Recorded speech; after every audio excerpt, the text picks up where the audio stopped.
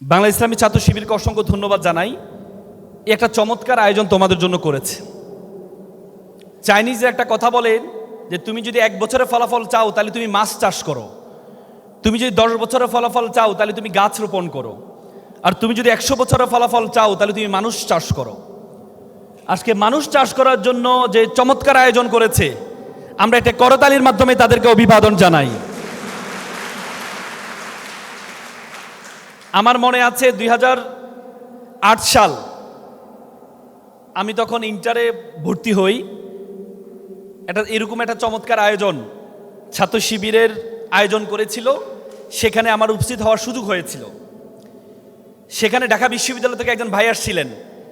ওনার বক্তব্য দেওয়ার পরে ওনাকে আমি একটা প্রশ্ন, আজকে যেভাবে আপনারা প্রশ্ন করেছেন, আমি ওনাকে একটা প্রশ্ন করেছিলাম।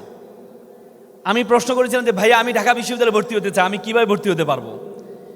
সেদিন তিনি আমাকে বলেছেন, তুমি যদি ঢাকা বিশ্ববিদ্যালয়ে ভর্তি হতে চাও তাহলে তুমি যে শিক্ষা প্রতিষ্ঠানে পড়ছো সেই শিক্ষা প্রতিষ্ঠানের পাশাপাশি আরেকটি শিক্ষা প্রতিষ্ঠান ভর্তি হইতে হবে তোমাকে। তা আমি ভাবলাম, এক প্রতিষ্ঠানে পড়ছি আবার আরেক প্রতিষ্ঠানে ভর্তি হইতে হবে।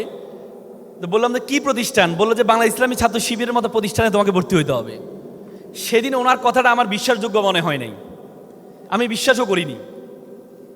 পরবর্তীতে যখন ইন্টার শুরু হলো আমাদের, তখন তারা আমাদের জন্য একাডেমিক কোচিংয়ের ব্যবস্থা করলেন যে তুমি এসএসসিতে A+ পেয়েছো, তোমার জন্য ইন্টারের জন্য A+ তোমার নিশ্চিত হয়, এই জন্য তোমার জন্য আমাদের একাডেমিক কোচিং আছে।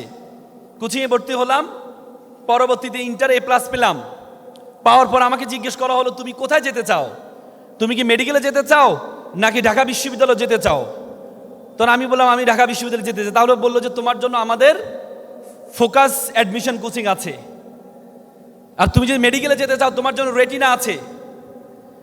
পরবর্তীতে ওনারা আমাকে নিয়ে এসে গ্রাম থেকে, আমি একটা অজপরা গ্রামে ছিলাম, আমাকে গ্রাম থেকে নিয়ে এসে ঢাকায় ফোকাসে ভর্তি করিয়ে দেয়। ভর্তি করে দিয়ে আমাদের প্রথম দিন আমাকে বলেছে, তুমি যদি ঢাকা বিশ্ববিদ্যালয়ে ভর্তি হতে চাও তাহলে প্রথম দিন তোমাকে একটা কাজ করতে হবে, তুমি গিয়ে ঢাকা বিশ্ববিদ্যালয়টা দেখে আসবা। সেদিন আমি ঢাকা বিশ্ববিদ্যালয় দেখতে গিয়েছিলাম। ঢাকা বিশ্ববিদ্যালয় দেখতে গিয়ে সূর্যসেন হলে প্রথমে ঢুকলাম। ঢুকার পর সেদিন সূর্যসেন হলে সভাপতি ছিলেন ছাত্র শিবিরের, ওনার নাম ছিল মামুন। উনি আমাকে বলছে, তোমার নামও মামুন, আমার নামও মামুন, আমার বিশ্বাস তুমি ঢাকা বিশ্ববিদ্যালয়ে চান্স পাবে এবং সূর্যসেন হল তোমার অ্যাটেস্ট হবে। ওনার ইন্সপিরেশন পেয়ে 3 মাস পর আমি ঢাকা বিশ্ববিদ্যালয়ে ভর্তি পরীক্ষা 123তম হই। এটি বলার উদ্দেশ্য ছিল যে ছাত্র শিবির আমাকে দেখিয়েছে কিভাবে একটা অল্প থেকে একটা স্বপ্ন দেখা যায়, অল্প থেকে স্বপ্ন দেখা যায়, সেই স্বপ্ন বাস্তবায়ন করার জন্য কি কি করতে হবে প্রত্যেকটা জিনিস আমাকে শিখিয়েছে। কিন্তু কখনো আমাকে বলে নাই যে ঢাকা তুমি ছাত্র শিবিরের ফর্ম পূরণ করে তোমাকে সাথী সদস্য হইতে হবে। আজকে যে প্রোগ্রাম আয়োজন করেছে, আপনাদেরকে প্রোগ্রামের অন্তর্ভুক্ত হওয়ার আগে কি একবার বলেছে যে ছাত্র শিবিরের ফর্ম পূরণ করে তারপরে এই প্রোগ্রামে আসতে হবে? বলেছিল? আমাদের বোনরা তো একটু আগে প্রশ্ন, বোনরা তো চাইলেও ছাত্র শিবির জয়েন করতে পারবে না, কারণ ছাত্র শিবিরের মেয়েরা অ্যালাউ না। এখন মেয়েরা ভাবতে পারে যে ছাত্র শিবির কি মেয়ে বিদ্বেষী? ছাত্র শিবির মেয়ে বিদ্বেষী না। ছাত্র শিবির যেহেতু নামটা ছাত্র দিয়ে শুরু, ছাত্র শব্দটা কমন জেন্ডার নয়, এটা একটা ম্যাসকুলিন জেন্ডার, এটার ফেমিনিন জেন্ডার হচ্ছে কি ছাত্রী। ছাত্র শিবির মনে করে তুমি একটা ছাত্রী, তোমার নিজের পরিচয় বিসর্জন দিয়ে তুমি ছাত্র দলের কর্মী বলবা, তখন বলবা যে আমি ছাত্র দলের কর্মী, ছাত্র লীগের কর্মী। তুমি ছাত্র পরিচয় কেন দিবা? তোমার তো একটা নিজস্ব আইডেন্টিটি আছে, ছাত্রী। ছাত্র শিবির মনে করো যেহেতু তোমার সম্মান আলাদা, সেহেতু তুমি ছাত্রী সংস্থার মতো আরেকটা প্ল্যাটফর্মে গিয়ে, সেখানে গিয়ে তুমি প্রধান হবে, সেখানে গিয়ে তোমার লিডারশিপ ক্যাপাসিটি তুমি গ্রো করবা। এবং ছাত্র শিবির তোমাদেরকে প্রত্যেকে বলে, আমি প্রত্যেককে বললাম, তোমরা এখানে সবাইকে ছাত্র শিবিরে অংশগ্রহণ করতে হবে না। তোমরা যদি দেশপ্রেমিক হয়ে যাও, তোমরা যদি সৎ হয়ে যাও, তোমরা যদি যোগ্য হয়ে যাও, তোমরা যদি নামাজি হয়ে যাও, তোমরা যদি তোমাদের প্রত্যেকে যে ধর্ম আছে সে ধর্মটা মেনে চলো, তাহলে তোমাদেরকে ছাত্র শিবির করতে হবে না। আজকে যেহেতু কোরআনে আমাদেরকে বলছে উখরিজাতিল লিন্নাস, আমাদেরকে সৃষ্টি করেছে মানুষের কল্যাণ করার জন্য। আজকে ছাত্র শিবিরে এই বড় আয়োজন করেছে তোমাদেরকে। স্যারের মতো, আমাদের বরকত স্যারের মতো একজন মেহমানকে সে চট্টগ্রাম বিশ্ববিদ্যালয় থেকে নিয়ে আসছে, আমাকে ঢাকা থেকে নিয়ে আসছে। এখানে পরাগ ভাইয়ের মতো, উনি ডুয়েটের স্টুডেন্ট ছিলেন, একটা ইঞ্জিনিয়ার, ওনাকে নিয়ে আসছে। সোহেল ভাইকে নিয়ে আসছে। কেন নিয়ে আসছে? তোমাদেরকে স্বপ্ন দেখার জন্য। আজকে তুমি যদি স্বপ্ন নিজেকে তৈরি করতে পারো, স্বপ্নবাজ হতে পারো, তোমার এক একটা স্বপ্ন আগামী 5 বছর 10 বছর পরে এই আয়োজনটা তোমার জন্য কত ইফেক্টিভ ছিল সেটি তখন বুঝতে পারবা। একটা স্কুল শিক্ষক তার ছাত্রদেরকে বললো, তোমরা প্রত্যেকে একটা বেলুন হাতে নাও। প্রত্যেকে একটা বেলুন হাতে নিল, বলে যে বেলুনে তোমার নামটা লিখো। প্রত্যেকে তার বেলুনে তার নামটা লিখলো, বলে যে বেলুনটা এবার ছেড়ে দাও। ছেড়ে দেওয়া হয়েছে। এরপরে শিক্ষক বলল, তোমার যে বেলুনটা আছে সেই বেলুনটা তুমি নাও। প্রত্যেকে 10 মিনিট ধরে খুঁজেছে, তার বেলুনটা সে খুঁজে পায় না। শিক্ষক বলে, এক কাজ করো, তোমার সামনে যে বেলুনটা আছে বেলুনটা হাতে নাও, যার নাম লেখা আছে তুমি তাকে দাও। দেখা গেল মাত্র 2 মিনিটের মধ্যে প্রত্যেকের বেলুন খুঁজে পেল। শিক্ষক বললো, এখান থেকে শিক্ষা কি? এখান থেকে শিক্ষা হচ্ছে আলটিমেটলি তুমি যদি সুখী হতে চাও তাহলে তুমি কখনো সুখী হতে পারবা না। তুমি যদি অপরকে সুখী করতে চাও তাহলে তুমি নিজেও সুখী হবা, অপরকেও সুখী করা সম্ভব। আজকে ছাত্র শিবির তোমাকে সুখী করার মাধ্যমে নিজে যে সুখী হওয়ার যে স্পৃহা, সেটি ছাত্র শিবিরকে সবচেয়ে বেশি উদ্বুদ্ধ করে। আজকে তোমরা এখানে যারা আছো, আমি তোমাদেরকে বলেছি যে যশোরের যশ আছে, জোশ আছে, কিন্তু সক্রেটিস একটা কথা বলেছে, beauty can not escape of calumny. সৌন্দর্য কখনো কলঙ্ক থেকে মুক্ত থাকতে পারে না। প্রত্যেকটা সৌন্দর্য কলঙ্ক আছে। তোমাদের একটা কলঙ্ক হচ্ছে, আমার স্যার ভূগোলের শিক্ষক, স্যার ভালো জানবেন, এই অঞ্চলে আত্মহত্যার হার সবচেয়ে বেশি। যশোর, ঝিনাইদহ, চুয়াডাঙ্গা এই অঞ্চলে দেখা গিয়েছে 11,000 এই পর্যন্ত আত্মহত্যা করেছে এই অঞ্চলে। তার মানে তোমরা আত্মহত্যা কেন করো? তোমরা আত্মহত্যা কেন করো? এই জন্যই করো, তোমরা মনে করো যে আল্লাহ তাআলা তোমাকে অনর্থক সৃষ্টি করেছেন। একবার একটা ছেলে ব্যবসা করতে গিয়ে ব্যর্থ হয়ে বড় একটা ব্রিজের উপরে গিয়েছে, আত্মহত্যা করবে, জীবন রেখে লাভ নাই। ব্রিজ থেকে দিল লাভ দেওয়ার পরে ওই দিক থেকে একটা নৌকা যাচ্ছিল, নৌকার মাঝে দেখে তাকে উঠে ফেললো। নৌকাতে উঠে বলে যে তুমি, বলে আমাকে কেন বাঁচালেন? আমি তো জীবন রাখবো না, আমি আত্মহত্যা করবো। বলতে ঠিক আছে, তোমাকে আমি শুধু একটা কাজ আছে, এই কাজটা করার পর তুমি আত্মহত্যা করে ফেলো। খুব ভালো কথা। তো পরে তাকে নিয়ে গেল, একটা ঘরে নিয়ে যাওয়ার পর একজন লোক বসে আছেন, যে আত্মহত্যা করে সে পিছনে দাঁড়িয়ে আছেন। যিনি বসে আছেন একটু পরে বলে 2 কোটি। তো সে শুধু 2 কোটি শব্দটা শুনে, একটু পরে বলে 4 কোটি। সে তো বুঝতে পারছে না কি বলে, কিসের এগেনস্টে 2 কোটি 4 কোটি। একটু বলে 10 কোটি, একটু পরে বলে 20 কোটি। তো সে বললো যে ভাই, উনি হঠাৎ করে একবার বলে 2 কোটি, একবার বলে 4 কোটি, একবার বলে 10 কোটি, ঘটনা কি? বললে যে আমি ওনাকে জিজ্ঞেস করছিলাম যে এর 2টা চোখ বিক্রি করবো, উনি বলে 2 কোটি। আমি এরপরে বললাম তার 2টা কিডনিও বিক্রি করবো, এরপরে বলে 4 কোটি। এরপরে আমি বললাম যে পুরো শরীরটাই বিক্রি করবো, বলে যে 20 কোটি। এখন আপনি যেহেতু আত্মহত্যাই করবেন, এক কাজ করেন, 20 কোটি টাকা আমি ওনার থেকে নিই, 10 কোটি আপনি নিয়ে আপনার পরিবার পরিজন নিবা, 10 কোটি আমি নিয়ে নিব। কি বলেন? বলে যে আমার দাম এত? বলছে হ্যাঁ, আপনার দাম তো উনি 20 কোটি বলে, কিন্তু বাইরে গেলে আরো বেশি পাওয়া যাবে। তো সে বলবে তাহলে কি ভাই কাজ শুরু করে দিই? বলে যে না আমি আত্মহত্যা করবো না। বলছে না, আত্মহত্যা আপনাকে বিক্রি করবো। না ভাই লাগবে না, আমার এই জীবন এত দামি জীবন, আমি এটাকে কি করবো না, নষ্ট করব না। আজকে আমরা অল্পতে হতাশ হয়ে যাই, অল্পতেই মনে করে এই জীবনটা রেখে লাভ নাই। একবার হাদিসে আসছে, একটা পাহাড়ের উপরে একটা ব্যক্তি 400 বছর ধরে ইবাদত করছে। 400 বছর ধরে উপরে একটা গাছ আছে, ডালিম গাছ আছে, ডালিম খায়, আর নিচ থেকে পানি নিয়ে পানি খায়, আর সার্বক্ষণিক ইবাদত করে। তো উনি যখন জান্নাতে যাবে, তখন আল্লাহ বলল যে তাকে আমার দয়া, তাকে জান্নাতে নিয়ে যাও। সে বলল, এই আল্লাহ, আমি তো শুধু আপনার ইবাদতই করছি, তাহলে দয়া লাগবে কেন? আমি তো আমলনামা দিয়ে আমি জান্নাতে যাওয়ার কথা। আল্লাহ বলল তাই? বলে ঠিক আছে, তার আমলনামাগুলো 1 পাল্লা উঠাও, আর তার একটা চোখ 1 পাল্লা উঠাও। দেখা গেল তার একটা চোখের যে ওজন সেটা কি নিচে নেমে গেল, পাল্লাটা উপরে উঠে গেল। তখন বললো যে আল্লাহ, আমি ক্ষমা চাই, আমি আপনার দয়া ছাড়া জান্নাত পাবো না। তার মানে একটা চোখের কত গুরুত্ব, এই গুরুত্ব তোমার চোখ আছে বলে তুমি বুঝবা না, তোমার হাত আছে বলে তুমি হাতের গুরুত্ব বুঝবা না। যার চোখ নাই তুমি তাকে জিজ্ঞেস করো এই চোখের গুরুত্ব কতটুকু। আল্লাহ তাআলা যখন পৃথিবী তৈরি করলেন, পৃথিবীতে আল্লাহ তাআলা তৈরি করেছেন, আপনারা জানি শনিবারে আল্লাহ তাআলা পৃথিবী তৈরি করেছেন। শনিবারে পৃথিবী তৈরি করার পরে পৃথিবীতে কম্পন শুরু হয়েছে। বিজ্ঞান বলে আমাদের পৃথিবীটা তার নিজস্ব কক্ষপথে প্রায় 600 কিলোমিটার পার আওয়ার ঘুরে। এখন আমরা ভাবি আমরা ঘুরাটা দেখি না কেন? আমাদের কাছে এই তথ্যটা অবাক লাগতো তখনই, যতক্ষণ পর্যন্ত বিমান আবিষ্কার হয় নাই। আজকে আমরা যে একটু আগে যে বিমানে করে আসছি, সেই বিমানটা চলছে প্রায় 200, 250, 300 কিলোমিটার বেগে, কিন্তু ভিতরে আমরা বসে চা খেতে পারছি, কফি খেতে পারছি। ভিতরে আমাদের মনে হয় নাই যে এটা এত স্পিডে ঘুরছে। তেমনি পৃথিবীটা এভাবেই ঘুরছে, কিন্তু আমরা ভিতরে বসে আছি বলে আমরা সেটা বুঝতে পারছি না। পৃথিবী যখন কম্পন শুরু হয়েছে, তখন আল্লাহ তাআলা পাহাড়, দ্বিতীয় দিন পাহাড় আবিষ্কার করে পাহাড়কে পেরেক স্বরূপ এই কম্পন বন্ধ করার জন্য দিয়ে দিলেন। কারণ আল্লাহ তাআলা বললেন যে আলাম নাজ আল আরদা মিহাদ, আমি এই পৃথিবীটাকে সমতল তৈরি করিনি। ওয়াল জিবাল আওতাদা, আর আমি পাহাড়কে, জিবাল মানে পাহাড়, পাহাড়কে আমি পেরাক স্বরূপ তৈরি করেছি। যখন উনি পেরাক পাহাড় বসিয়ে দিলেন, তখন পৃথিবীর কম্পনটা বন্ধ হয়ে গেল। তখন ফেরেশতারা জিজ্ঞেস করে, আল্লাহ, পাহাড়ের চেয়ে কি শক্তিশালী কিছু আছে? আল্লাহ বলছে আছে, লোহা। তখন বলে তো লোহা, কারণ লোহা দিয়ে কি করা হয়? পাহাড়কে কাটা হয়। তখন জিজ্ঞেস করলো, হলো লোহা একটা সূরার নাম আছে কোরআন, একটা সূরার নাম হাদিদ। হাদিদ লোহা। পরবর্তীতে বললো যে লোহার চেয়ে শক্তিশালী কিছু আছে? বলে যে আছে, আগুন, নার। কারণ আগুন দিয়ে কি হয়? লোহা গলানো হয়। তারপর বলছে আগুনের চেয়ে শক্তিশালী আছে? তারপর বলছে আছে, মা মানে পানি, কারণ পানি দিয়ে আগুন নিবানো হয়। বলছে পানির চেয়ে শক্তিশালী কিছু আছে? বলছে আছে, রেহ বাতাস। তখন বলে বাতাসের শক্তিশালী আছে? তখন বলছে নাম ইন্না বানি আদম, আছে, তবে মানুষ হচ্ছে তার চেয়ে বড় শক্তিশালী। তারপরেও আমরা বলি আল্লাহ তাআলা আমাকে অনর্থক সৃষ্টি করেছেন।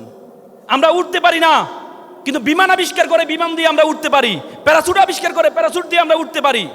আমরা পানির নিচে যেতে পারি না, কিন্তু আমরা সাবমেরিন আবিষ্কার করে সাবমেরিন দিয়ে পানির নিচে যেতে পারি। তার মানে আমাদের যে ক্ষমতা আছে, যে শক্তি আছে, আমরা সেই শক্তি সম্বন্ধে ধারণা নেই। আল্লাহ তাআলা কোরআন বলেছে ওয়ামা খালাকনাস সামা ওয়ামা বাইনাহুমা বাতিলান। আল্লাহ বলেছে আমি আসমান এবং জমিনে যা কিছু সৃষ্টি করেছি, কোনো কিছু আমি অনর্থক সৃষ্টি করিনি। তোমাকে আল্লাহ তাআলা অনর্থক সৃষ্টি করেনি, কিন্তু তুমি সে পর্যন্ত যেতে পারো নাই বলেই তুমি মনে করো আল্লাহ তাআলা তোমাকে অনর্থক সৃষ্টি করেছে। এই জন্য জীবনটাকে এভাবে হেলে ফুলে পেরবা না তোমরা। এই জীবনের গুরুত্ব অনেক বেশি। এই জীবনে প্রত্যেকে আল্লাহ তাআলা প্রত্যেকে এক একটা উইকনেস দিয়েছেন, এক একটা স্ট্রেংথ দিয়েছেন। তোমাদেরকে সেই উইকনেসটা বের করতে হবে, সেই স্ট্রেংথটা উইকনেসটা পিছনে ফেলে স্ট্রেংথ নিয়ে কাজে লাগাইতে হবে তোমাদেরকে। তোমরা মিস্টার বিনের নাম শুনেছো? নাম শুনেছো না? মিস্টার বিনের মুখে জড়তা ছিল, ভালো করে কথা বলতে পারতো না। তো মিস্টার বিন অক্সফোর্ডের ছাত্র ছিল। সে যখন অক্সফোর্ডে ভর্তি হয়, তখন তার খুব স্বপ্ন সে নাটিকা করবে। তো সে অক্সফোর্ড থিয়েটারে যায়। থিয়েটারে গিয়ে বলো যে আমি নাটিকা করতে চাই। বলে ঠিক আছে, তোমাকে একটা ডায়লগ দিয়েছে, ডায়লগটা দাও। তো সেই ডায়লগটা দিতে পারে না। পরে তো মিস্টার বিনকে তারা বলছে না, যে ডায়লগ দিতে পারে তারা দিয়ে নাটিকা কি হবে। কিন্তু মিস্টার বিন চিন্তা করলো আমি ডায়লগ দিতে পারি না, আমি এমন একটা অভিনয় আবিষ্কার করব, এমন একটা অভিনয় করব যে অভিনয় কোনো ডায়লগ দিতে হবে না। দেখা গেছে মাত্র 3 বছরের পরে মূক অভিনয়ের মাধ্যমে মিস্টার বিন এত জনপ্রিয় হয়েছে, পরে অক্সফোর্ড থিয়েটার তাকে নিয়ে পুরস্কৃত করেছে। তার মানে তোমার উইকনেস আছে, কিন্তু আল্লাহ তাআলা তোমাকে একটা স্ট্রেংথ দিয়েছে। আজকে একটু সুন্দর না হলে মন খারাপ করি, আমার বান্ধবীটা কত সুন্দর, আমি একটু কালো। আমার বন্ধুরা দেখতে লম্বা, আমি খাটো, দেখতেও সুন্দর না। আমার বান্ধবীকে আল্লাহ টাকা দিয়েছে, আমাকে টাকাও দেয় নাই। না, তোমাকে আল্লাহ তাআলা একটা ইউনিক কিছু দিয়েছেন। তোমাদের এই সাতক্ষীরা মোস্তাফিজুর রহমান নাম শুনেছো না? হ্যাঁ, নাম শুনেছো না? মোস্তাফিজকে দেখতে খুব সুন্দর, অনেক লম্বা, খুব সুন্দর কথা বলতে পারে। হ্যাঁ, কিন্তু মোস্টার বিন এত হিরো কিভাবে হলো? মোস্তাফিজুর রহমান যখন প্রথম সানরাইজার হায়দ্রাবাদে খেলতে যাবে, সেখানে তাকে নেওয়ার পরে সে তো ইংরেজি বলতেও পারে না, বুঝেও না। তাকে ইংরেজি যে কোচিং স্টাফরা যারা আছে তারা বলে ডানের দিকে, সে যায় বামে, তারা বলে বামে, সে যায় ডানে। তখন তারা চিন্তা করলো এটা তো ইংরেজি শিখাইতে হবে, নাইলে তো হবে না, ডিরেকশন তো বুঝবে না। পরে তার জন্য একজন ইংরেজি টিউটর রাখা হলো। দেখে যে তারা ইংরেজি কি শিখাবে, টিউটর নিজে বাংলা শিখে যাচ্ছে। তখন তারা চিন্তা করলো না, এই এর দিয়ে হবে না, এক কাজ করি আমরা। পরবর্তীতে তারা একজন দোবাসী, পশ্চিমবঙ্গ থেকে একজন দোবাসী নিয়ে যায়। দোবাসী নিয়ে তাকে কি বলে যে এই আমরা সবাই বাংলা শিখি। তো পরে স্টাফ যারা আছে সবাই বাংলা শিখে শুরু করলো, যে আমরা বাংলা শিখে অ্যাটলিস্ট তাকে ডিরেকশন দিতে পারবো যে এদিকে যা, ওদিকে যা, সামনে যা, পিছনে যা। তার মানে এখান থেকে শিক্ষা কি? তুমি যদি যোগ্য হও তাহলে পুরো পৃথিবী তোমার সাথে অ্যাডজাস্ট করবে, পৃথিবী তোমাকে রিড করবে। আর তুমি যদি ব্যর্থ হও তাহলে পুরো পৃথিবীর সাথে তোমাকে অ্যাডজাস্ট করতে হবে। এজন্য নিজের উইকনেসের দিকে তাকাবা না। একটা ছেলে খুব দেখতে খুব সুন্দর, প্লে বয়, সুন্দরী মেয়েরা তার পিছনে ঘুরে সব সময়। এখন মেয়েদের পিছনে সময় দিতে দিতে পড়াশোনা আর করে নাই, পড়াশোনা শেষও করতে পারেন, বয়স পার হয়ে যাচ্ছে, চিন্তা করলো পরবর্তী জেনারেশন তো লাগবে, বিয়ে শাদী তো করা দরকার। আমি বন্ধুরা বলবো, বন্ধু বিয়ে শাদী করবো, বন্ধুরা বলতে বিয়ে শাদী করবা কিন্তু টাকা পয়সা দ্বারা তো বিয়ে শাদী করতে পারবা না। সে বলে এটাও ঠিক, কি করা যায়? এক বন্ধু খুব কুবুদ্ধি সম্পূর্ণ, সে বলে বন্ধু এক কাজ কর, একটা চাকরিজীবী মেয়েকে বিয়ে কর, তাহলে তোর ওই বেতন দিয়ে তুই চলতে পারবি।